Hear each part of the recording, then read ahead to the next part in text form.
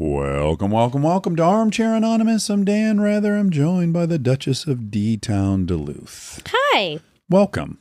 Welcome yourself. Do you want to update us now on the thing you thought you were putting in your trash? No. Still not there yet. Oh my God. Okay, another Easter egg on top of an Easter egg. Yep.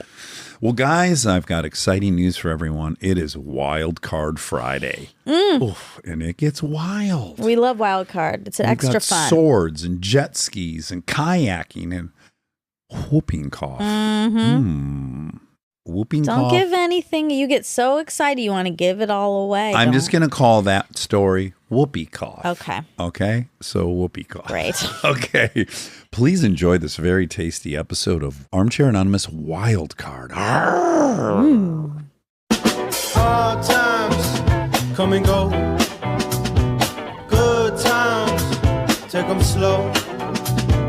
My life, I had them both. Remember one thing, you gotta know, I'ma keep on shining. Hey guys, Hello. Are we speaking with Mika? it's Micah. Micah. This is an update that has to happen right now. Do you know that there's an Emily Burger in Athens, Georgia now? No. Yeah, someone No. in my comments said, do you guys know there's Emily Burger in Athens now? Are we sure? We should check Rob, in, look but it up because okay. this is really important. Micah, sorry that So was sorry. But better now anyways, I guess.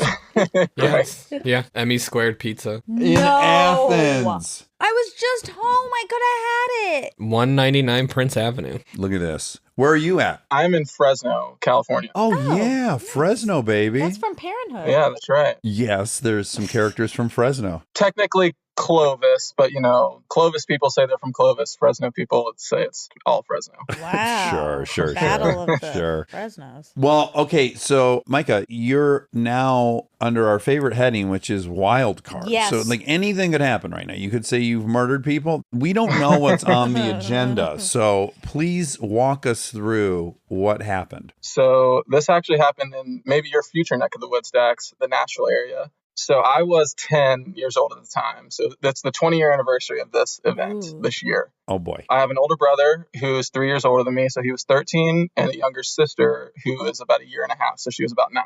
So we were just at our house. It was Christmas break. Me and my 3 siblings were all in the backyard. We had about a half acre maybe. There was a little stone structure kind of in the middle of the yard. My brother was standing there. I was about 20 yards behind him, and then my sister was kind of in the middle of the yard facing the house. She could see both of us. My brother was chopping at a tree with a sword. Okay. Uh-oh. Already not great. A 13-year-old with a sword. Exactly. Yeah, I mean, it was the early 2000s.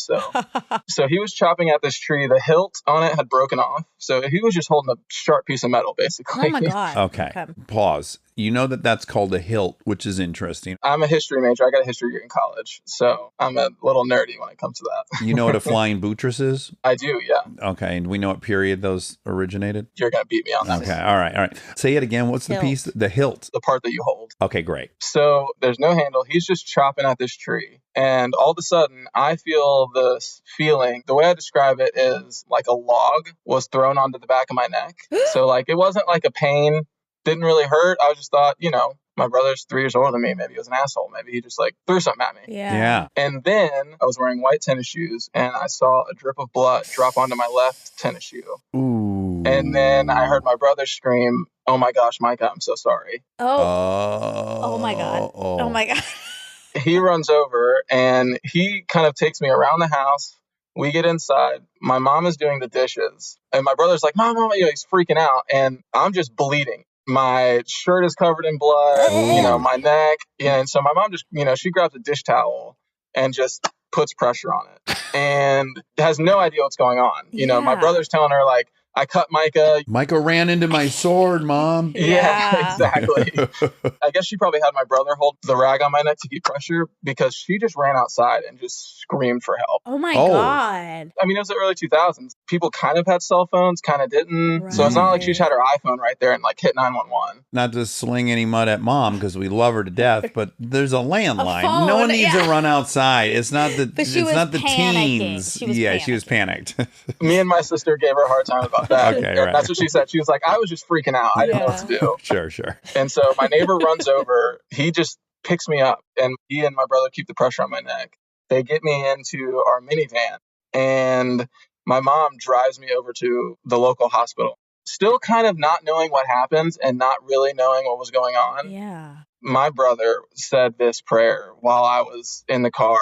My mom told me the other night that he was just staring at me saying, buddy, don't fall asleep. Keep looking at me. Like he's just trying to keep me conscious. Yes. My poor 9-year-old sister's in the back of the car, just mortified. Oh my God, probably crying. Trauma galore. Yeah. Yes. It's probably like a 4 or 5 minute drive. We lived in this little neighborhood called Forest Crossing.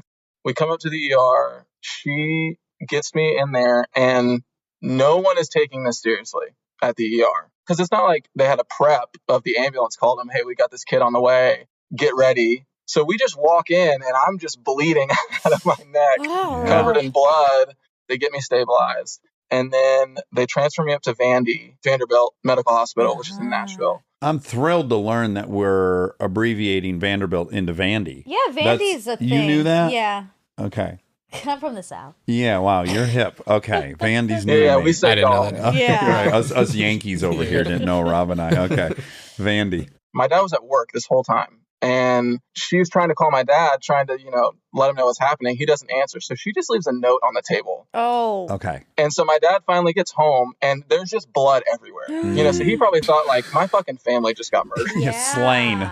But anyway, so we're at the hospital. The overnight is awful. They're waking me up all the time, to do tests. But that sword, it's probably 3 or 4 feet long. My brother, it had slipped out of the back of his hand, went over, and went into my neck and back out like that. Wait, it went through your neck? Not through, just in it and then back out. Like the momentum of the rotation. Oh, yes. It like pierced you and then came out. Ricocheted off your neck. Yes. So it like actually stabbed you. Yeah, this is like the really crazy part. The sword went in horizontally. It should have cut my aorta, esophagus, spinal cord, all that. I have 0 injuries from this. Wow. I left the hospital 2 days later. I'm walking today. So lucky. The doctor described it to my dad that the sword went so deep that there was like a tiny little hole in the front of my neck. What? No. So it went in? Just like the little point of it. Yeah. Like the only sharp part of the sword probably.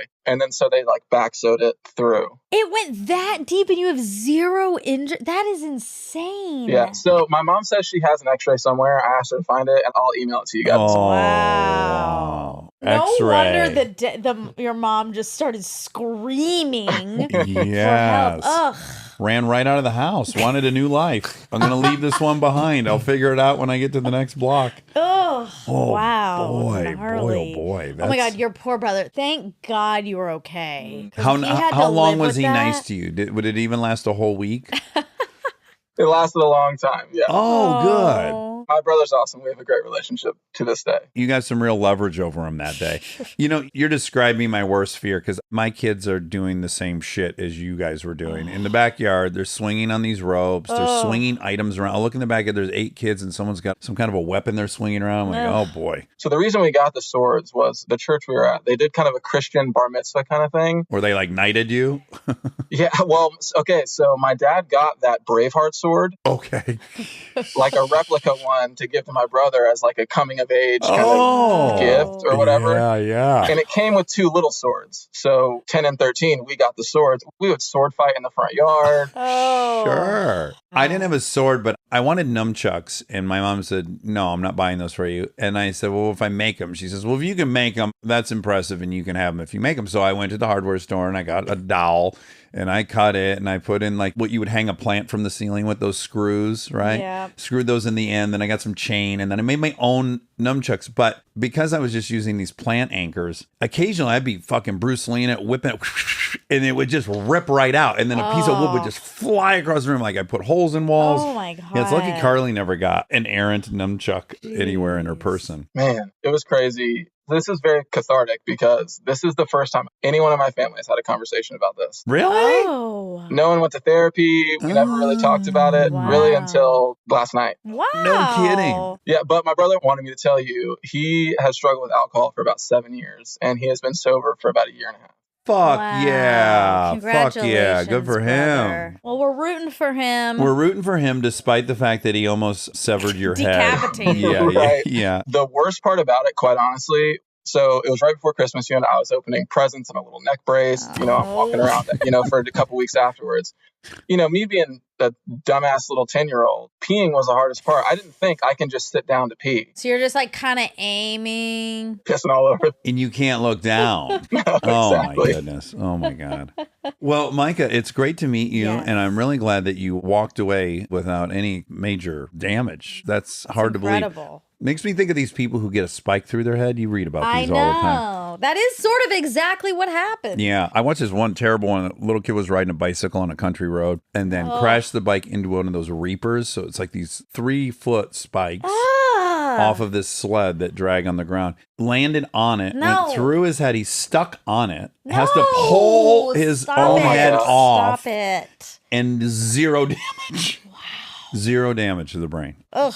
Wow. So my wife is the one that listens to y'all's show. She's a huge fan. Can I bring her in here for a second? Hello. Hi, how are you? I just wanted to tell y'all hi. I wouldn't tell you this unless you were on your current parenthood journey, but I watched Parenthood like my senior year of high school, and I did not know that a job in someone's house or outside of a hospital with people with disabilities was a job. And I ended up getting my degree in that. Your real life Gabby, the behavioral aid? I don't do it professionally anymore, but I went to school to be a recreation therapist, and then I worked with kids with disabilities for like 5 years after that. Oh my God, that's did you ever hook up amazing. with one of the uncles of the kids, causing them to break off their engagement? Unfortunately, no, I did not. I also did not meet any Crosbys, so. Well, it's so nice to meet both of Yes. you. It's really nice to meet you. All right, take care. Thanks so much. Bye. Thank you. All right, bye, guys. Brittany. Hello. I like your shirt. Oh my God, it says "Let's go, girls." Let's go, girls. Dee, dee, dee, dee, dee, dee. Woo! That's right. Yeah. Shoulders back, ladies. Where are you calling us from? I'm calling you from Vancouver Island, Canada. Oh, Ooh, we love our lovely. Canadians. Especially our Vancouver Island dwellers. Shania. And That's Shania right. and Pam Anderson. Yeah.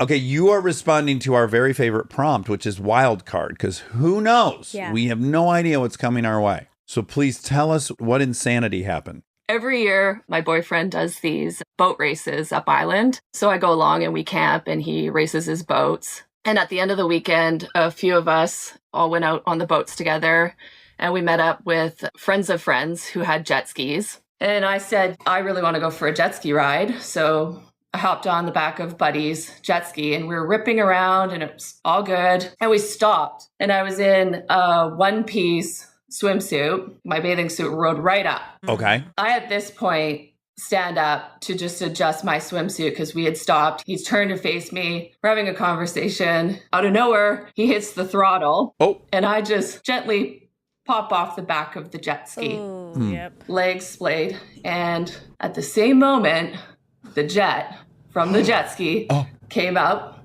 and hit me What? In your asshole? directly in the asshole. Dax. Oh, wait. Hold on. Let's, before you hit us with the punchline, let's just all really take that in. So, you know, on a jet ski, Monica, Yeah. it doesn't have a propeller. It has a propeller inside of a plastic tube. And when it spins, it has to let out a bunch of water that goes straight up off the back of the jet ski. So it has this, like a fire hose little water exhaust. Got it. Yeah, it's spraying really hard straight up. So a very powerful enema. Let's just Okay. imagine. A supercharged jet ski, about 290 horsepower. Oh my God. And when I came up, I had no idea what had happened. I just felt like white blinding pain. I was like, oh my God, I've hit something. And they're like, what could you have possibly hit? And I was like, I don't know, but it hurts so bad. He's like, well, just get back up and I'll take you back to the boats. So I went and put my hands on the back of the jet ski. And as soon as I went to push myself up, I had no control over my bowels. All that water that shot up there. Everything came right out. I'm like, oh my God, I can't get up. It's hurting so bad. Oh my God. They start waving over the boats. No. We don't need boats. We need privacy. I would laugh and then I would cry because I'm like shitting myself. Yes. But you're in water, right? Yeah. Yeah, and it was mostly water that was coming out as well. Right. Yeah. The boats get over to me and my boyfriend's cousin gets there first and he's kind of like holding the back of my life jacket. I was like, I keep shitting. And he's like, it's okay. It's just hardly any poo. Don't even worry about it.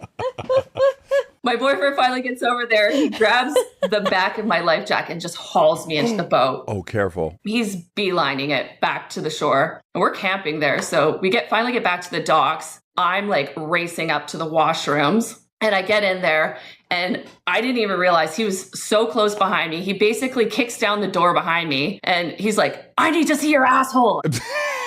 Oh my Is your boyfriend's God. name Dax?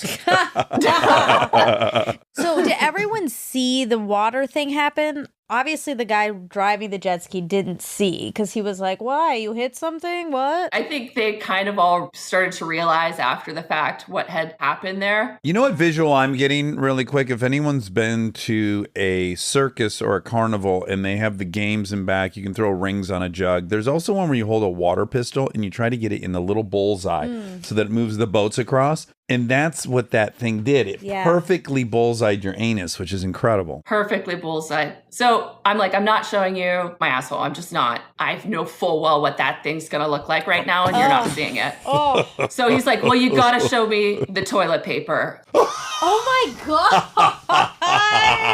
So I show him the toilet paper, and it is just sopping with blood. So he's like, get in the car. So we're now full speed to the hospital. He thinks I've ruptured my colon at this point. I'm not really sure what's going on other than like my asshole really hurts. Are you feeling any benefits? No. Okay, Not when there's it's no upside. Something's bloody. Well, you can imagine being scared and then going like, man, I do feel light. That could cross your mind. lightheaded. Right. Yeah.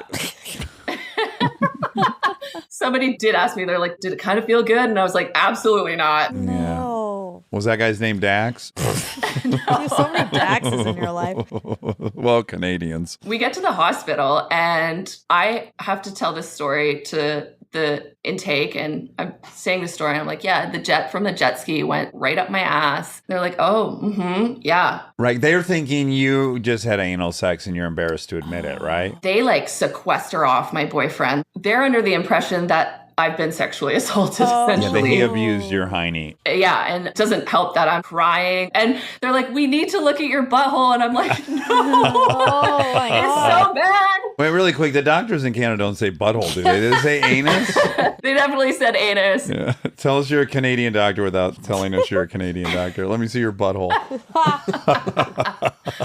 So I get examined. He's like, well, you're a little weak in the sphincter, but I'm not sure if any more damage has been done. You go home and come back in the morning if you have any problems. So that night I had a lot of problems. I had absolutely no control over my bowels, which there wasn't really a lot left at that point. Yeah. We were camping, we were away. So we go back in the morning. So I see another doctor. She's like, again, I think your sphincter is a little weak. So I do want to send you to a general surgeon. So we now go see the general surgeon, who is this kind of young, tatted up guy with board shorts on. Oh my God. And he's like, I've heard the craziest stories as to what has happened to you. He said, I heard you were water skiing and the ski came off and went up your... Oh, wow. They gave him a telephone. Yeah. I'm like, no. I explained to him. He was logical. So he's like, oh, I can totally see how that would happen. He's like, I am going to examine you, though. You need a chaperone in the room whenever Someone's up your ass. Yeah. I just said, my boyfriend can stay in. Everybody's seen my asshole at this point. So what's the difference? So first he explains to me, it's like a muscle. So imagine you have your arm and somebody pulls on it really hard. It's going to damage your bicep. And that's probably what has happened to your anus. It's like 1 to 2 weeks, these things, they heal right up. These things usually, like, what's he I talking know, about? He's but- never seen anyone that had a jet ski up their asses. He's That's totally making this true. up. In general, we typically, in this situation, see 2 This to 3 kind of weeks. thing. Ballparking it, really. And he's like, okay, so now I'm going to spread your butt cheeks. Oh. Oh, my God. So he spreads my butt cheeks, and his first reaction is, oh, wow. Oh! That is not what you want to hear. And he's like, oh, it's okay. And I'm like, that did not sound okay. So he's like, I'm going to insert my finger, and now I want you to squeeze like you're holding in a fart. Oh. My boyfriend, he just starts cracking up. And then I start cracking up, at which point I'm like, you got to clear out back there. Because when I start laughing, Farting. I have no control. He's like, you're going to push like you're pushing out a poo. Oh my God. Oh my goodness. He sits me back up and he goes, so these sorts of things, 3 or 4 weeks, they heal right up. I'm like, we just doubled the time here. And he goes, I don't know if anal sex is your thing. Oh my goodness. He's like, I would probably avoid that for the next little while. Not a problem. Oh Was my this God. exam done outside in the woods? I mean, this seems Yeah, so this unprofessional. bedside manner is this rough. board-shorted, tattooed bro. Try to resist Oy. anal sex. I doubt you'll be able to resist. Everything just swelled right up. Oh. Couldn't go to the bathroom for days. Oh. I ended up essentially overdosing myself on laxatives, trying to be able to go because it was just incredibly uncomfortable. Yeah. Ugh. At one point, I'm like, I have got to see what this looks like. I haven't really looked at it yet myself. So I decide I'm going to bend over in front of the mirror and take a look. And it looks essentially like somebody's taken a sledgehammer to my butthole. Like just a perfect ring all the way up the cheeks. Oh my Wow, God. like a donut. You had a purple donut in your pants. Purple, perfect donut there. Oh. Hit Yeah. nothing else. It only hit directly on my butthole. Wow. Wow. Are you still with this gentleman? Yep. Yeah, that's the kind of stuff you go through and you know, this is going to work. Yeah, if you- binds you. Yeah, it does. It's like the friendships forged in battle, Loved me through my hard times. Yeah. And I assume your anus rebounded. Everything's good. Yeah, it's all good. Are you done with jet skis? Pretty terrified to get back on Yeah. another jet ski. I think if I was the operator, that would never have happened if I'd been This is operating a it myself. cautionary tale. For passengers, really. That's what I mean. Like, watch out for that little hose. You'll like this story. It's kind of similar. My mother in the 70s went to visit friends in Florida. They said, you want to go water skiing? She said, yes. Turns out there was alligators in this lake that she saw while water skiing. God. Then she fell, but she would not let go of the rope because she was too afraid to be in the water with the alligators. She just drug from the rope and got an enema the same exact way, What? completely filled up with water in her bottom. Oh my God. And then had a bathing suit evacuation as well. So you're in good company I'm happy to be in the same company as Laura. with a water sports mix up. That is one of 3 of my boating accidents. So that's the craziest one, though. Okay. What a thing you went through. Harrowing experience. Ooh. Thanks for writing in, sharing your butt with us. Yes. Anytime. I feel like that's a story that would happen to Aaron Weekly. Yeah, for sure. Yeah, it's an Aaron Weekly story. Well, Brittany, thank you so much for telling us thoughts and prayers for your anus. All right, Bye. take care. Nice meeting you. Take care. Wowzers, man. Oof. Yikes. That hurt. That made me grateful for my anus. It made me scared For your mine. anus? Yeah. Yeah, it gave me a lot of gratitude that everything's pretty taut back there. Everything could be better, always. Sure. I'm 48, but all things considered, Pretty good. I don't have a donut. I don't No. currently have a I donut. have a big bruise. In your inner arm there? Do you see it? No. When I showered this morning, it looked really big. Oh, It's I already- see it. Yeah. Yeah. I That's don't know- interesting. I don't know why. Low iron? No, is it because when I had blood drawn, but it was here, but why would it be a bruise there? That doesn't make much sense. Yeah. Unless some of the blood dripped out the vein and pooled below it. I'll send you that doctor up in Canada, have him take a look Yeah, at he your needs to anus. check it out. Yeah, tell you to urge you to lay off the anal sex for a couple hours. That's an interesting thing to say as a doctor. But Yeah. I mean, maybe he felt like there was some medical liability if he didn't warn her about it, and then they went home and fanny blasted. But he could have done it in a But way. it seems like you wouldn't need to warn someone not to butt fuck after that kind of Well, injury. I think you could just say nothing should be inserted There you in your go. anus for 4 weeks. Yeah, no tampons. Some people put tampons. I know, in. but you don't need to classify. That's why you can just make it generalized. Okay. And nobody puts tampons up their butt. Someone did in our show. Oh, on accident. Yeah, she did. She did. She came out walking funny. All right, here's Ashling. What? Aisling? I think it's Ashling. Ashling? An Where's Irish. the H? I know someone that's got that first name. You know a lot of more interesting people than me. Hello, hello. Hello. Hi. You're going to have to help me with your name because we're having a debate already. Actually, don't tell us. Okay. Rob, go ahead. Ashling. I think Eileen What is it? Rob gets the points here. I'm not surprised. Ashling. Yep, it's ashling. Someone once told me it's like Ashley in verb form, if that helps. Oh, sure. That's not my issue that there's an ing on Ashley. It's that there's no H. Yeah, really confusing Irish spelling. Yes. I bet that was hard growing up. Can you imagine all the teachers trying to... But that explains Sean, the Irish spelling of Sean, S-E-A-N. Yeah. There you go. Yeah, where's the H? True. Okay, so you have a wild card story, which is so exciting because it could be anything. We don't know. We have no clue. I do. So this summer after I graduated from high school, myself and my dad and my uncle went on a trip to Ecuador. And we stayed at this cute little bed and breakfast that was run by an Ecuadorian man from the area who I'm going to give a fake name. So for the purposes of this story, I'm going to call him Larry. Okay, great. Right.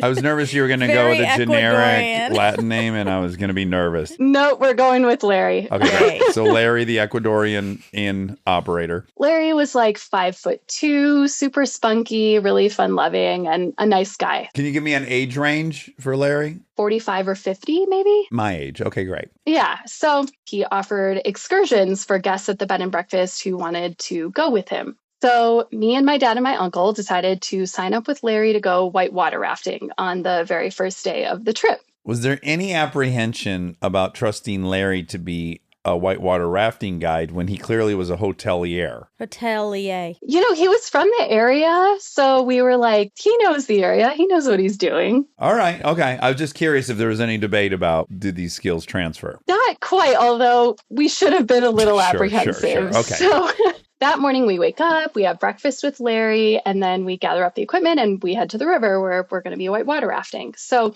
for context, the river is in a valley. So we have the river at the bottom of the valley and then like a foot or two of rocky shore on either side of the water. And then from there, it just goes straight up into the rainforest. We're pretty near the Amazon. We get the equipment out of the van that we drove in, and we're going to be using two-person kayaks. So we need to decide who's going to be in which kayak. And I had the least whitewater rafting experience of all of us, which is pretty much zero whitewater rafting experience. So we decide that I'm going to be in the kayak with Larry, and my dad and my uncle are going to be in the other kayak. I'm curious about this decision because I take my daughter to Ecuador. She's riding in my fucking kayak. There's no way she's getting in Larry's. He probably thought that Larry was better than him? Yeah, Larry had more experience and At knowledge. 5'2"? That's God. So awful. Anyway, I get the choice. Okay, I just had to ruffle her feathers. Mission accomplished. Please continue. Larry had reassured us that he had never fallen into the river before. So of all the whitewater rafting he had ever done, he had never fallen in. Wow. So we're feeling like, okay, he seems to know what he's doing. So sure, Ashling is going to go in the kayak with him. And then my dad and my uncle in the other one. It had been raining all night the night before, so the water levels are really high. The waves are super strong. So I'm getting pretty nervous. But again, Larry just reminds me that he's never fallen in and we're going to be fine. We have a brief little safety lesson about what to do in a variety of dangerous situations. And then we just get on our life jackets and, we get into the boats and we start down the river. Helmets? We did have helmets, I should great. say. Great. Okay. Yeah, to their credit. Yeah. Larry and I get through the first set of rapids without any issues. So I'm just like, okay, great. Maybe this isn't as bad as I thought it was going to be. But unfortunately, that reassurance only lasted for about 30 seconds because we realized that my dad and my uncle were nowhere near us. So clearly they had not made it through the first set of rapids. Ooh. So we're looking around. We're like, where did they go? And we see that way upstream, they had gotten caught in a whirlpool. So their boat was just going around and around and around in circles. Oh my God. So it's safe to say that dad and uncle aren't river folk themselves. So they were right to put you in the boat with Larry. Yeah, exactly. Larry tells me that he can get them out of the whirlpool. We just need to paddle back upstream to them so we can give their kayak a push. I hate water. I knew, Monica, that you would not like this story. This is rough. We paddle back upstream and we reach my dad and my uncle and we approach their kayak and Larry starts reaching out to give them a push. But of course, the entire time they're spinning around in a circle. So as we approach them, they swing around one more time and their boat ends up colliding into our boat. Both kayaks flip. Oh. okay. Of course, we're in the middle of a set of rapids, so the boats just go flying down the river. They are gone. my We have no more boats. Oh, immediately they're gone.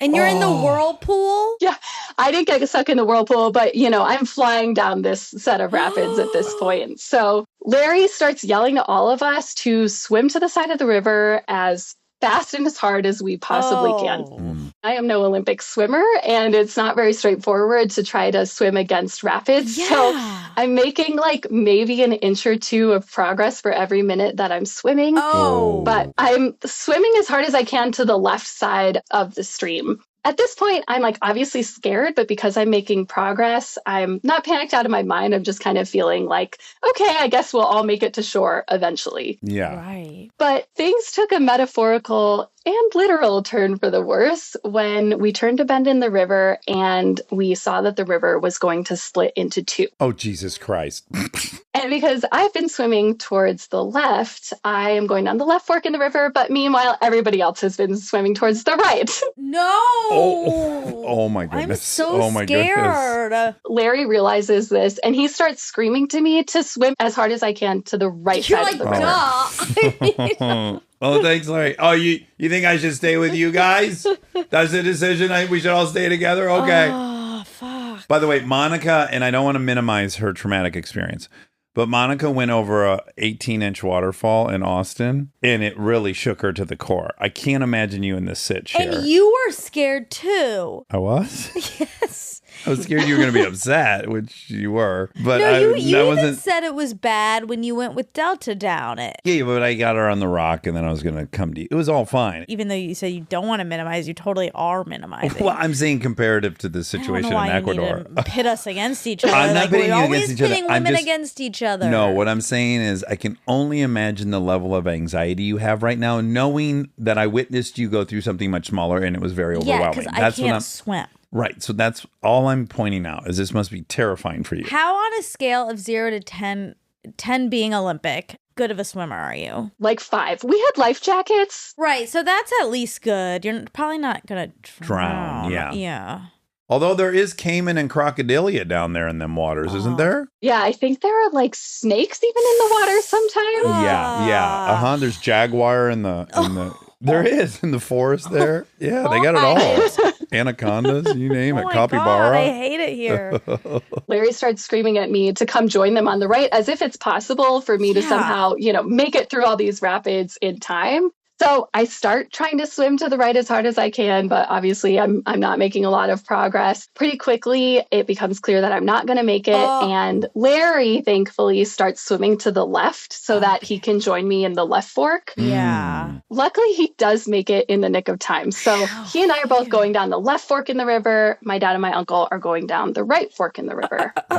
This is such a disaster. The river splits and we just completely separate. Like we can no longer see my dad and my uncle. And even though Larry and I are in the same fork in the river, we're not exactly together. Like a rapid had pushed me way ahead of him. So we're not really like able to communicate with each other. Oh boy. So I continued doing what I was doing before, trying as hard as I could to swim to that little rocky shore. And I'm getting really, really tired, but the adrenaline's pumping and you just kind of keep going. I'm swimming for about 5 minutes in the left fork before all of a sudden, out of nowhere, I get completely sucked down to the bottom of the river. What? I'm down at the bottom of the riverbed, feeling sand and trying to figure out what on earth happened. And I realized that I must have gotten sucked into a whirlpool. But unlike the boat, which stayed above water, I just got completely sucked under. So I'm drowning. Oh my God. Oh. I'm so sorry, Monica. Well, I see that you're alive, so I feel a little. Yeah, exactly. But I'm not even sure. Is she? I don't know. Yeah. It doesn't seem like, how could she be? I don't know if she is. And her dad and uncle are gone. Yes. I'm trying to get back above water, but no matter what I do, I can't get back above. And I honestly did think like, this is how I go.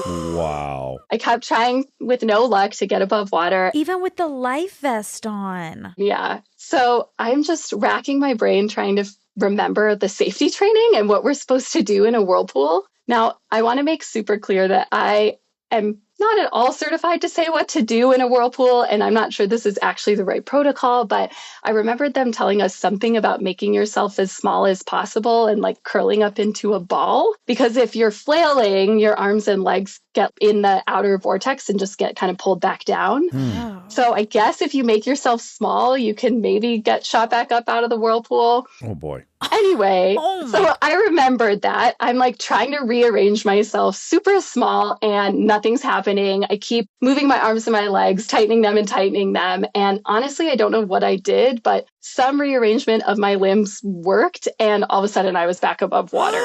So I heaved in some air, feeling lucky to see the sun again. At this point, obviously, I'm completely exhausted, so I know I just can't keep swimming. So I decide instead to just float on my back There we go. and let Jesus take the wheel. That's right. It's your Yeah. turn, Lord. Step in. Yeah, exactly. I tried my will. My will is run riot. So I just float on my back for 5 or 10 minutes before I see that up ahead, there's this giant rock that is peeking out above the water. And I realized that if I could latch onto it, I could catch my breath and then jump from that big rock onto the shore. There we go.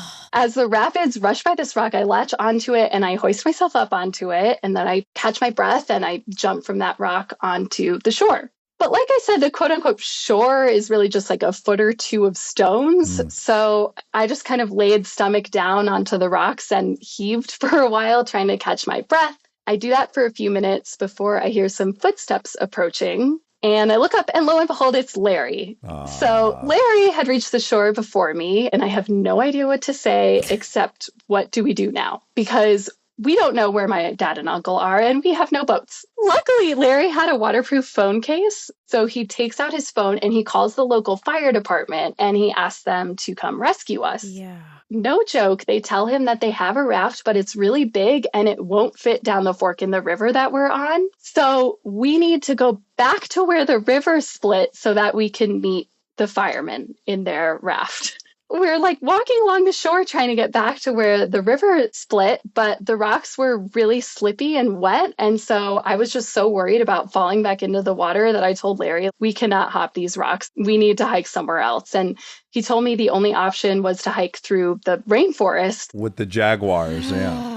Yeah, so we went up to the rainforest and we start hiking through, tarantulas and all. Ooh. And obviously there's no trail, so we're just trying to make our way through the vines and the tree branches and whatnot. You would think that the whole time I would be crying or like worried about my dad and my uncle, but honestly, I feel like your brain just doesn't let you go there when you just have to survive. So we hike for like an hour and it's pretty much just me trying to keep up with Larry because he's way shorter than me. So he fits through all these spaces that I can't fit through. Sure. Like at one point, he ducks under this thorn tree and I try to follow him, but I'm way too tall. So the tree just like cuts me up. Oh, geez. Oh, boy.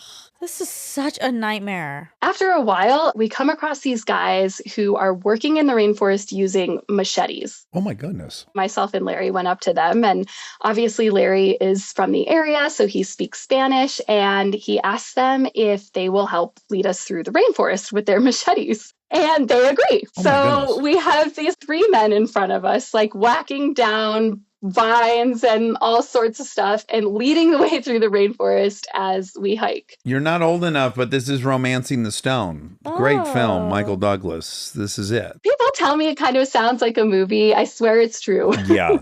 So the men were leading us through the forest for maybe like 20 minutes or something when we heard yelling, and we didn't know exactly what they were saying, but we figure, the more people that we can notify about what happened and where we are, the better. We go back down towards the river where the voices are coming from, and miraculously, it was actually my dad and my uncle. Oh, thank goodness. Oh, my God. They had gotten out of the river and they found each other and they hiked back to where the river had split to look for us. So they were right there. Whoa. We went down and reunited with them, and we just waited for the fire department to come. They came in their raft and we got on their raft. And while we were on the boat, Larry just kind of looked at us and he was like, what do you want to do now? I think he was maybe worried that we were going to like sue him or something. Sure. Yeah.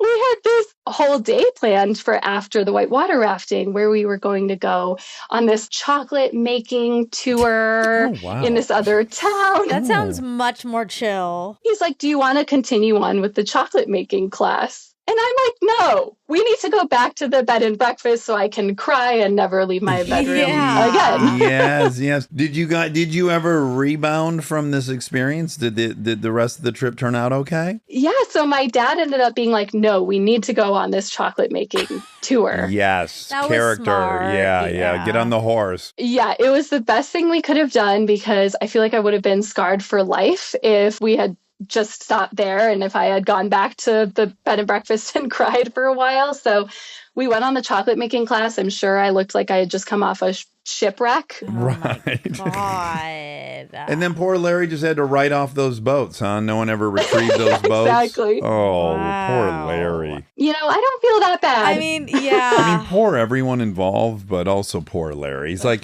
he's an entrepreneur. He's a businessman. He's got a hotel, and he's like, maybe I'll do some excursions. Maybe I'll do some adventuring. He got in and a little over his head. I don't know if he still does whitewater rafting to this day or like what happened from there. Well, that's the exact experience I'm looking for. Like, I would love to have Larry take me out. You know, you're going to get into some shit. Larry didn't really do anything wrong. Or right. Well, he got you two down the rapid. Well, no, they tipped over. Well, and once then, they got in the whirlpool, they tipped. yeah, so he should have been better at that. Yeah. Okay. But whirlpools sound tricky. Yeah. Well, I was in without a paddle. I have a lot of river experience. Oh, wow. So I'm going to tell you could have done a better job. That was intense. Yeah. Wow. What a memorable trip. It was pretty insane. The next day we went to the fire department to thank the men who had rescued us. And there was a photographer there who took several photos. So I don't know, maybe there's a newspaper article somewhere that's like, stupid Americans almost die. 3 gringos almost killed town hero Larry. Exactly. A local legend Larry. Exactly. This story was brought to you by the Tourism Bureau of Ecuador. Wow. Well, I'm glad you made it. That could have really ended horribly. I really thought you were on the verge of telling us you died. You're a ghost. And we're talking to your ghost. Oh, well, Aisling, that was incredible. And I think it's so sweet you were on a trip with your dad and your uncle out of high school. So nice meeting you. Thanks for sharing that story with us. So nice meeting you both. Thank you so much. This has been so exciting. Oh, wonderful. Nice to All right. meet Well, you. take care. Have fun in Virginia. All right. All right. Bye. Bye-bye. These stories are Adrenal bad. fatigue. Yeah. Adrenal I don't fatigue. think anyone can listen to this episode. No, it's all blood and Ugh. Water, lots of life-threatening- water stuff. water play. I wish there would be a story about hair play. Maybe our next guest will be about hair play. Okay. We'll put that as a prompt. Okay. Here comes Kate. Here comes Kate. Because of hair play. Because of hair play. Hair play comes 8. Comes Kate. Yeah, that's what I said. 8. Hi. Hello. Tell us about this fun top you're in. You know, I like the cowl neck. I'm into the cowl neck thing, but this one, you know, you have to safety pin it at Okay. the back sometimes, Monica, because you get a little It's called a cow neck? cowl. C-O-W-L. Oh, cowl, like cowl induction on a Chevelle. Yeah, it's like a very flattering thing. It for is. It It's very is. nice. You're kind of cupped, but you're not trying too hard. Yeah, no, it looks great. Okay, so Kate, this is wild card, so it really Ooh. could be anything. Could be about this top. I will do my best to keep this story like just below an R rating. No, we're You an can- R-rated yeah, show. we're What are you R. talking about? I'm kind of a bashful girl, so maybe I'll PG-13 it and you can read between the lines. You can R it up. Okay, Okay. great. Okay, so the story takes place in New York City about 11 years ago. So, you know, I wasn't a kid. And I like to think I was adventurous, you know, in the big city, that I'm kind of a cool girl. But I had a lot of social anxiety and I was kind of an innocent. Okay. So I am clicking along being this inhibited kind of girl that wants a more exciting life. And I meet this guy the guy. You know, you meet him, you'd follow him to the ends of the earth kind of guy. Oh, and sure. he is about as far out on the other end of the inhibited, uninhibited spectrum as you can imagine, and makes it clear to me on the very first date that he is part of the Manhattan sex positive scene. Okay, so really quick, that's my first time hearing that term, but it does sound like a euphemism for orgy club. Like, what does sex positive club mean? Sex positive lifestyle. Okay, if I try to define it, I'll get in so much trouble in the comments, you know? Okay. Yeah. It's really just the embrace of, the acceptance of. So yes, I mean, there's pop-up kink and BDSM parties, but there's the eyes wide shut, cocktail, Venetian mask, topless waitresses. These cocktail parties are like, goddamn, people in AP lingerie. Wow. It's a thing. Wow. And you were up for it because you had made a commitment to yourself. It's time to live out loud a little bit. I'm like, this is not my practice life. I can do this. I'm going to find my bold and I want this guy. I'm making up for lost time. I'm in. I'd gone to like a few parties, maybe gotten in my underwear. I'd seen some stuff. I'm like dancing around the edge and find out a couple weeks into dating this guy that there is a retreat. Wonderful. Every summer, one of the couples has this huge main house on a lake, all the connected cabins, you know, with the wraparound balconies and ping pong on the balconies, open doors, like a community. Yeah, a camp for adults, summer camp. It's sex camp. Yes. Wow. Sex camp. Oh, wow. 24 sex positive people in cabins by a lake with no cell phone receptions for a week. Are there any drugs involved as well? Are they drug positive too? Yes, certain drugs, the ones that lend themselves to being a bit more touchy-feely. Yeah. And it's really wonderful community about like consent and respect. It's fun and celebratory as opposed to like dirty and edgy. Okay. Right. Life affirming, and they know I'm the newbie. When I go to a party, I can hide, but at this retreat, if I'm the only one not participating and, you know, there's costume cocktail hour followed by shenanigans. 24 people for a week, everyone's pretty much mixing it up. Yes, sure. And I have this feeling also like I should make some kind of grand entrance. So, sidebar, I am entering this retreat really, really under the weather. Oh. Ooh. I was living on like booze and donuts and no sleep. And I had this cough. I'm not coughing like throughout the day. I'm fine. And then I could feel this like coughing fit coming on, like almost like the way you feel a sneeze building. I'd get this itch. You know, when you cough so hard, you think you're actually going to throw up. And I was like running and hiding somewhere quiet because the cough was coming with this noise. Oh, a rattle, a death rattle. I wish. Oh. I would cough, and then this enormous involuntary inhale. Cough, and it came with a noise. It was like, ooh, cough, ooh. I had whooping cough. Oh, God. There we go. I was at sex camp, fake it till you make it, with whooping cough. Oh my God, how hot. Oh, boy. Like World War I, right? So there's a morning, a couple days in, my boyfriend and I are like lounging naked in bed and people are like playing ping pong, all the windows open. We can hear sex in the distance. Like there's always sex in the distance. Wow. Can I ask how often you guys are making love? It's got to be quite frequent because it's in the air. Oh, I was at this time in my life where I was like, this is why people don't leave bed for 3 days. Like I had never gotten it before. Right. You know, Yes, I'm yes. in the summer of discovery, but I'm always nervous. You know, I always say shy is that you can't do it and bashful is that you can't talk about it afterwards. Okay. Good distinction. This morning, I think, well, this is perfect because we're in our cabin. We're private, but it's like public enough that people are all around. This is like the perfect opportunity. So I decide that I'm going to perform a sex act on my boyfriend, very generous and skilled, and I'll be the cool girl. So I'm going to give him a blowjob. Okay. Yeah. Okay. I start going and I don't want this to be like a 45-minute affair. So I'm kind of goal oriented. End game is kind of on the horizon and I feel it coming. Oh, the whooping cough. I feel this building cough wanting to come. My lungs, they feel like they're collapsing. I'm burning and I am trying to finish and suppress. So I'm also holding my breath. Yeah, this is probably making for an interesting blowjob, to be honest, from his end. Oh my God, I never thought of it that well. I ended up marrying him, so I'll ask him. Oh, wonderful. That's nice. Wonderful. Yeah. So he's reaching end game. And as he does, of course, he goes all out. And my cough I can't hold it. And I go all in with the Oh, whoop. whoa. Okay, the intake. I aspirated the whole Ooh, thing wow. in my airway, Oh. and I sit up Oh. and I'm silent. Oh.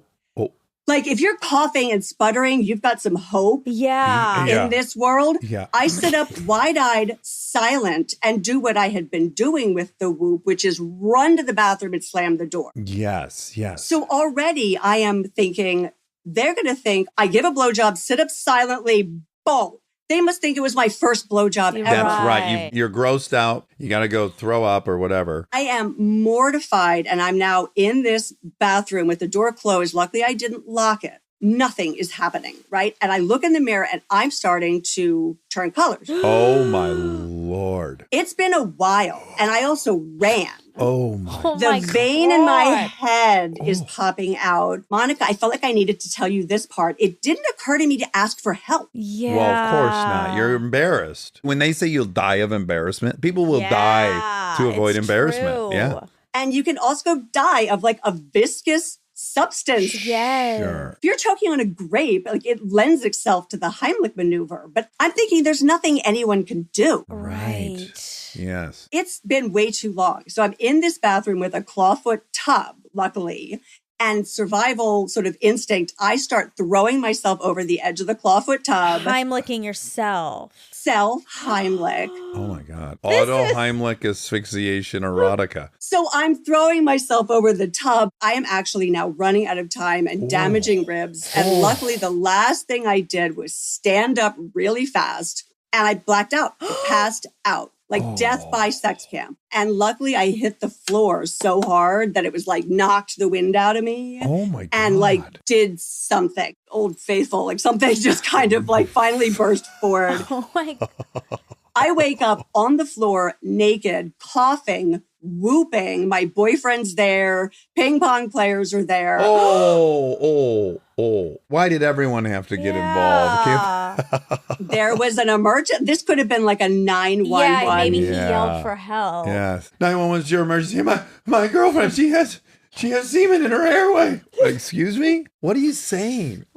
The best part was my boyfriend saying that he has some medical knowledge. And in New York State, if you die from fluid in your airway, but you're not submerged in water, it's like a certain term. So he said that he would have to explain the death certificate to my father because it would read shallow water drowning. Oh, my God. So that was a whooping cough blowjob gone wrong. Oh, Wow. my You almost Lord. died giving a blowjob. Okay, I have so many follow-up questions. How long did the whooping cough last? That was day 2 of this 1-week trip to camp? We were like 3 or 4 days in. And so by then, like everyone knew I had the whoop. So I just was like whooping in the open. And And then how long does one have whooping cough? pretty much until you get back to civilization and get cured. Okay, Like you get take an antibiotic or medicine. something. Yeah. The vaccine can wear off, apparently. Beware, people. Okay. Ugh. And so did you ever rebound emotionally? Did you end up engaging in any of the festivities later in the week?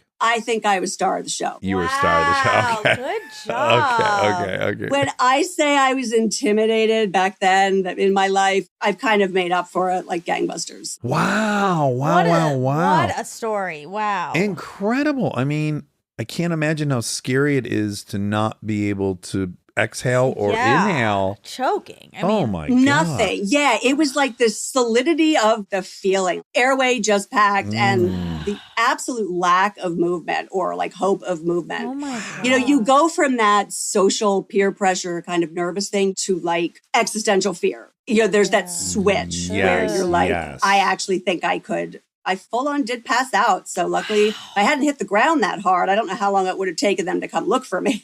Right. Well, a real cautionary tale to anyone who's got whooping cough. Hold off on any oral stuff, Yeah. probably until that's cleared up. Well, in general, don't aspirate. Yeah, that's to be avoided in general. Wow. Have you been back to that Sex fun camp? Yeah, I went back the next summer, you know, and then honestly, like COVID kind of killed everything. I left New York a couple years ago to come to Seattle and take care of my elderly parents. So whole Okay. different lifestyle out here. But I've heard that the scene kind of is, lost its touch from 10 years ago. Yeah, all these viral issues probably put a little damper on it. Yeah. It's hard to social distance while you're in an orgy camp. Right? Yeah. Well, these people are creative. You never know. Well, Kate, what an incredible story. I've never heard anyone like that. That was really Yes. harrowing. Thank you for sharing that. Yes. Thank you both. And Dax, of all the women that call in with like a pitch, I do think my pitch is pretty good. So, and I'm like 80-20 bi, so Kristen could totally stay. Oh my God. Wow. This is wonderful. just Sky's the saying. limit. And you've had proper training, it sounds like. you might be expert level. I'm a tough kid. I can tough it out. Well, Kate, great meeting you. Incredible story. Thank you for everything. We love you. Okay. All right. Take care. Bye. Oh, Wow, fun. Her life really took a left turn. And so she was really shy. Yeah. And then she was involved in a sex camp, Yes. sex positive sex camp. And now she's taking care of elderly parents. Yes. Are you choking on Oh my God, you have whooping semen? cough? did you aspirate Swallowed on your own semen during over that? there, Rob? I don't know what happened. I was laughing so hard that I sprayed. And then I said, I don't know how. Accidental orgasm. Accidental asphyxiation. God, that's scary. Oh, which one? Just choking? All on of that? it. Yeah, everything we heard Every was single terrifying. story was Yes. scary. All right. Well, I love you. That was That hair-raising. was great. Thanks for calling in, callers. Yes, big time. Bye. Bye. Do you want to sing a tune or something? We don't have a theme song. Oh. Okay, great. We don't have a theme song for this new show, so here I go. We're gonna ask some random questions, and with the help of Armcherries, we'll get some suggestions. On the fly rhyme dish, Enjoy.